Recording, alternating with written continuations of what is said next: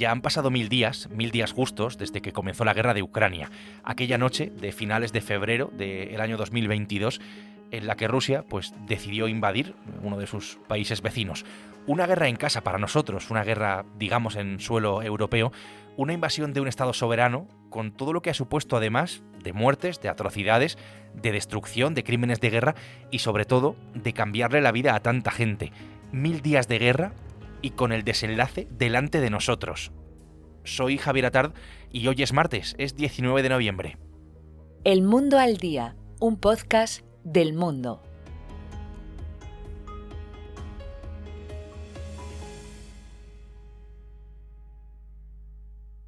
Alberto Rojas, hola. ¿Qué tal, Javier? ¿Cómo estás? Alberto, 1000 días después, ¿cómo ha sido la guerra? ¿Cómo lo podrías resumir tú? ¿Y cómo es la situación actual? Pues si hablamos de la guerra a Ucrania tenemos que hablar en realidad de varias guerras en una.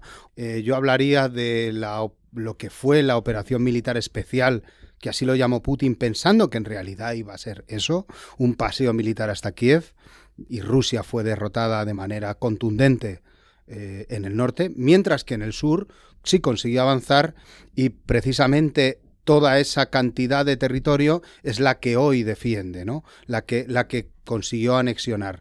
Luego pasamos a una etapa, a partir del verano de 2022, en la que Rusia, ya digo que derrotada alrededor de Kiev y en Kharkiv, intentó conquistar el Donbass. Esa etapa todavía continúa porque los avances de Rusia son muy lentos y muy costosos, muy sangrientos, podríamos decir. Y luego hemos tenido otra fase a partir de agosto de este año, en el cual, en una operación muy inesperada, Ucrania entró en territorio ruso, en la región de Kursk. Ahí consiguió en pocos días aproximadamente 1000 kilómetros cuadrados, de los cuales hoy tenemos unos 700 kilómetros cuadrados todavía en manos ucranianas, y creo que esos kilómetros cuadrados en territorio ruso van a ser la clave de todo lo que está pasando ahora. En las últimas semanas, un dato bastante curioso. Los soldados ucranianos que están defendiendo esas trincheras de Kursk, que están a tan solo unos 500 kilómetros más o menos de Moscú, de la capital de la Federación Rusa, han tenido que aprender cómo se dice en coreano eso de arriba las manos. Allí Rusia, esto es lo interesante, ha mandado a soldados norcoreanos a intentar recuperar ese territorio controlado en este momento por Ucrania. Recordemos la relación entre Rusia y Corea del Norte, Putin y Kim Jong-un. Alberto, ¿cuántos soldados norcoreanos hay luchando en este momento para Rusia y para sus intereses? Se cree que Corea del Norte ha mandado aproximadamente un primer envío de 12.000 soldados norcoreanos. Ellos dicen que son de élite. Vamos a ver si lo son o no lo son, el campo de batalla nos lo dirá, de los cuales ya hay 3.000 desplegados en las trincheras de Kursk, y de hecho algunos de ellos ya han ido cayendo heridos o muertos en los primeros combates. Esto va a tener una importancia, creo, clave en el desenlace de la guerra del que estamos hablando. Lo decías hace un momento, Alberto, en estos 1000 días, la guerra ha pasado, digamos, por distintos momentos, esas primeras horas de invasión en las que parecía que el ejército ruso iba a llegar hasta Kiev y a conquistarlo todo, y que se frenó, desde luego. También está la contraofensiva ucraniana, también la retirada de las tropas rusas en algunos puntos ocupados, más luego todo el avance lento y mortífero de Rusia. Ahora, lo que viene, ¿podemos decir que estamos ante el momento decisivo, el momento más decisivo, el momento clave de la guerra? Sí, da la sensación de que los dos ejércitos están acelerando sus operaciones hasta que llegue el 20 de enero. ¿Qué sucede el 20 de enero? Trump toma posesión y va a hacer un intento de alto el fuego y de abrir una mesa de negociaciones. Rusia está acelerando sus ofensivas con unas pérdidas tremendas, pero parece que ha pisado el acelerador y ya le da igual, tiene que conseguir sus objetivos rápidamente, y Ucrania está ahora mismo de la misma forma poniendo toda la carne en el asador por intentar mantener sobre todo la región de Kursk. Well, thank you very much. It's an honor to have the president with us. En los últimos tiempos hemos visto confirmarse algo que sabíamos que podía pasar, desde luego, que es la victoria de Donald Trump en las elecciones de Estados Unidos. Aquí, en este momento, está el propio Trump en esa reunión con el presidente ucraniano, con Zelensky. La imagen, pues la verdad es que lo decía todo, desde luego. Sabemos de las opiniones de Trump sobre la guerra, sabemos su opinión sobre la gestión de la administración Biden en este conflicto, y siempre se ha dicho que una victoria del candidato republicano podía suponer un golpe muy duro para Ucrania y para sus intereses y para su causa, incluso teniendo en cuenta la amistad, la cercanía de Trump con Putin, con Vladimir Putin. Alberto, con Trump en la Casa Blanca, a partir del mes de enero, esto va a afectar directamente a la guerra, sin duda.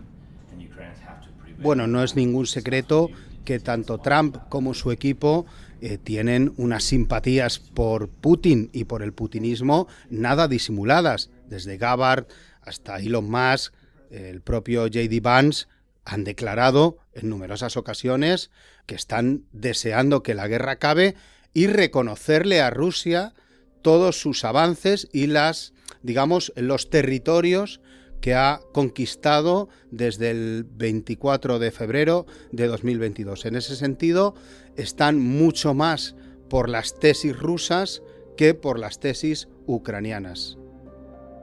Claro, en todo caso tendremos que esperar a ese momento para ver lo que pasa, pero parece evidente que la victoria de Trump pues, no perjudica en todo caso los intereses de Putin y de Rusia. Es más, es que se habla de una paz incluso directamente favorable a Rusia, que supondría de una u otra manera la rendición, ¿no? digamos, de Ucrania. Alberto, ¿no hay nada que pueda cambiar esto? Quiero decir, ¿Estados Unidos también tiene ciertos intereses o también le podría interesar seguir apoyando a Ucrania? Por las propias armas, lo digo, y por el material de guerra y por lo que supone un país como Rusia. Yo estoy convencido de que cuando llegue el momento, algunos en el Pentágono le van a recordar al presidente que esta es una guerra que Estados Unidos no ha provocado, pero que a Estados Unidos le está resultando muy rentable. ¿En qué sentido? Estados Unidos y sus aliados occidentales están consiguiendo desgastar a un rival geopolítico como es Rusia, enviando poco material, antiguo en muchos casos, con muchísimas limitaciones y además enviado muy tarde y sin poner un solo muerto encima de la mesa. Y con ese mínimo esfuerzo, porque vamos a decirlo así, para los presupuestos militares de todos nuestros países, el esfuerzo que han hecho con Ucrania es mínimo, van a conseguir, y están consiguiendo ya, desgastar a Rusia para las próximas décadas. Entonces, cuando el Pentágono se lo plantee a Donald Trump, vamos a ver si Donald Trump sigue manteniendo sus propias tesis de que hay que acabar con la guerra de esta manera tan abrupta y darle a Putin la victoria que no ha conseguido en el campo de batalla. Es interesante porque todo lo que hemos puesto sobre la mesa, todo lo que hemos hablado hasta este momento, está relacionado. Son como una especie de, no sé, de piezas de un puzzle, de fichas de dominó incluso que van cayendo. Lo digo por algo que hemos sabido en las últimas horas.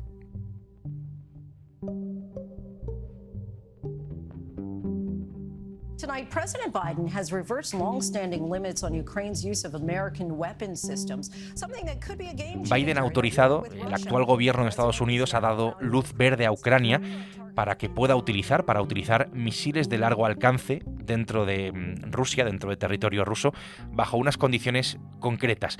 Esto es muy importante porque es, por una parte, una demanda de Ucrania, sobre todo en este último año, y porque cambia significativamente el escenario en el que es muy importante el control de Kursk, que es ese territorio ruso que, como ha explicado Alberto, Ucrania controla desde este pasado verano. Recordemos que, por otro lado, Rusia mantiene el control sobre toda la franja, digamos, oriental de Ucrania, hasta llegar a la península de Crimea, la zona más al sur del país. El permiso para utilizar ese armamento norteamericano en suelo ruso entiendo que tiene que ver directamente con que al propio Biden le quedan pues poco más de 2 meses en la Casa Blanca.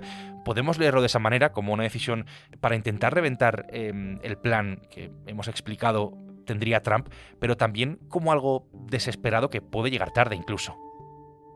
Creo que la decisión es coherente con todo lo que ha estado haciendo, tanto la administración de Biden como el resto de aliados occidentales, que es enviar material de manera muy limitada y de manera muy tardía. Es decir, levantar este veto ahora llega muy tarde y además se avisa. Le estás diciendo a los rusos que les vas a atacar a larga distancia, a unos 400 o 500 kilómetros de distancia, y que muevan todo lo que puedan mover para que no sea destruido.